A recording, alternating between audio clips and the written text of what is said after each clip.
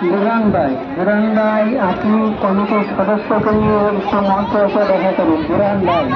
বুরহান ভাই রাসেল ভাই আপনারা খুঁজতেছে। বুরহান ভাই আপনি একটু কমিটির সদস্যটাকে নিয়ে মঞ্চে এসে আমার সাথে দেখা করুন।